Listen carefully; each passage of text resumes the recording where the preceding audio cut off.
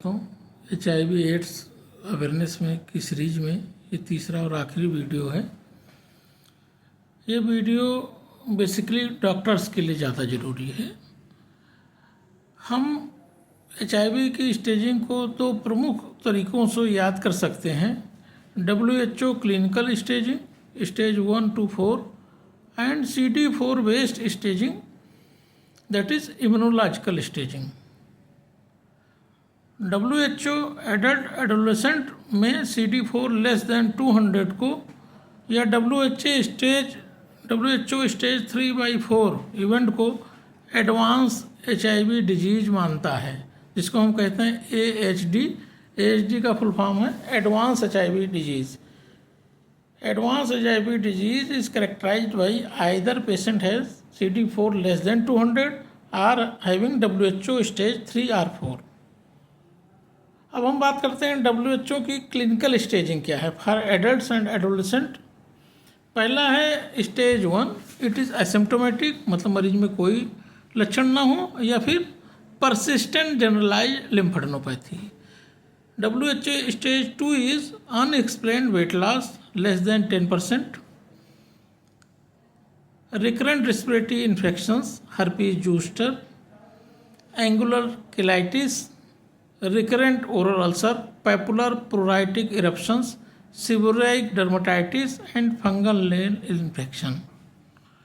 WHO stage 3 is unexplained weight loss more than 10%, diarrhea for more than 1 month, persistent fever for more than 1 month, persistent oral candidiasis, oral leukoplakia, pulmonary TB, severe bacterial infections, acute necrotizing ulceritis, acute necrotizing ulcerative gingivitis, stomatitis, periodontitis, unexplained severe anemia, neutropenia or thrombocytopenia.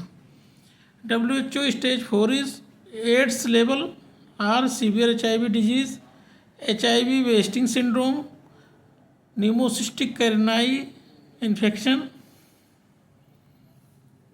recurrent severe bacterial pneumonia, chronic HSV, esophageal candidiasis, extrapulmonary tuberculosis, Kaposi sarcoma, CMV disease, central nervous system toxoplasmosis, cryptococcosis, HIV-induced encephalopathy, certain lymphomas or invasive cervical carcinoma। WHO स्टेज 1 से स्टेज 4 तक severity बढ़ती जाती है। Now CD4 based quick classification. If CD4 count is more than 500 means no significant immunodeficiency. If CD4 count is 350 to 499 it's mean mild immunodeficiency. Less than 350 but more than 200 it is advanced immunodeficiency syndrome, and if CD4 count is less than 200 it means severe immunodeficiency or advanced HIV disease। पुरानी WHO immunological classification में 5 साल से ऊपर की आयु के लिए ही ये ब्रॉड कैटेगरीज उपयोगी हैं।